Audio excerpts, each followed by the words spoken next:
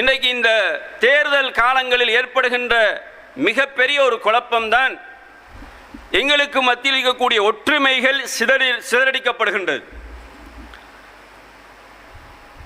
சொந்த நானா தம்பி என்று இருந்திருப்பார்கள், உறவுக்காரர்களாக குடும்ப உறவுகளாக இருந்திருப்பார்கள். ஆனால் இந்த தேர்தலில் ஒரு கட்சிக்கு சார்பாக நிற்கிற பொழுது அங்கே குடும்பங்களுக்குள்ளே ஒரு பிரிவு ஏற்படுகிறது, ஒரு பிளவு ஏற்படுகிறது. அவன் அந்த கட்சிக்காரன், இவன் இந்த கட்சிக்காரன் என்று தங்களுக்குள்ளேயே இதை வைத்து கொண்டு உறவுகளை முறித்து வாழக்கூடிய சமூக நம்மிடத்தில் இருக்கிறார்கள். நட்புகளை இழந்தவர்கள் இருக்கிறார்கள்.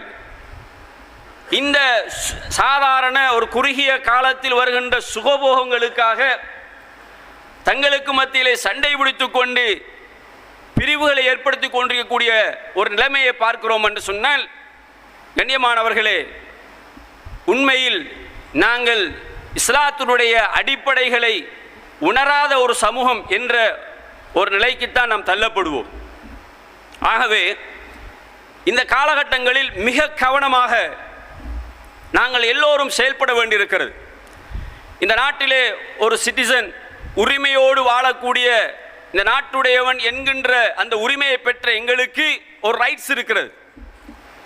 நம்முடைய ஆட்சியாளர் யார் என்பதை தேர்வு செய்யக்கூடிய ஒரு அதிகாரத்தை இந்த நாட்டிலே நாம் பெற்றிருக்கிறோம். அந்த ரைட்ஸை நாம் கொடுப்பதை தவிர அதை வைத்துவிட்டு எங்களுக்குள்ளே பிரிவுகளும் பிரச்சனைகளையும் பட்டுக்கொண்டு அடிதடியோடு பார்க்கிறோம். எலெக்ஷன் ஆரம்பிக்க முன்னரும் அடிதடி, எலெக்ஷன் முடிந்துவிட்டால் நிறைய பேருடைய வீடுகள் உடைக்கப்படுகிறது, நிறைய பேருடைய வாகனங்கள் தாக்கப்படுகிறது. யார் இவர்கள்? இஸ்லாமிய சமூகத்தை சார்ந்தவர்கள், மாற்று மதத்தவர்கள் கிடையாது. ஆகவே இதில் எந்த விதமான லாபமும் நமக்கு கிடையாது. கண்ணியத்துக்குரியவர்களே, ஆகவே இந்த காலங்களில் இஸ்லாமிய சமூகம் ஐக்கியத்தோடு செயல்பட வேண்டும். எங்களுடைய உரிமைகளை நாம் போட்டுவிட்டு வரலாம். அதை வைத்துவிட்டு ஒருவரை நான் புஷ் பண்ணுவது அல்லது போஸ்ட் பண்ணுவது, நீங்கள் இவருக்குத்தான் போட வேண்டும், இவர் வந்தால்தான் சிறந்தவர், இவரோடால் தான் நாட்டுக்கு சுபீட்சம், இவர்தான் எங்களுக்கு காவலர் என்ற அடிப்படையிலே ஒவ்வொருத்தருக்கும் நாங்கள் சர்டிஃபிகேட் கொடுத்து இன்றைக்கு நாங்கள் அவ்வாறான ஒரு நிலைமை செயல்படுவோமாக இருந்தால், கண்ணியமானவர்களே, அது நிச்சயமாக எங்களுக்கு பெரிய ஒரு பாதிப்பை ஏற்படுத்தும். எங்களுடைய ரைட்ஸை நாம் கொடுத்து விடுவோம், அவ்வளவுதான். அதை பற்றி விவாதிக்க வேண்டிய அவசியம் எங்களுக்கு கிடையாது. அதை பள்ளி வாயிலே கூடியிருந்து பேசுவதற்கான அடிப்படை தேவை கிடையாது. இன்னைக்கு பார்த்தால் எலெக்ஷன் வருவதற்கு முன்னாலே நிறைய மெசேஜ் பாஸ் பண்ணப்படுகிறது. வாட்ஸ்அப் குழுமங்கள், சோசியல் மீடியாக்கள் என்று எடுத்துக்கொண்டால் சில உண்மைகளும் இருக்கிறது, அதே நேரத்தில் பொய்யான வதந்தியான தகவல்களும் ஒவ்வொருத்தரை பற்றியும் அங்கே பாஸ் பண்ணப்படுகிறது.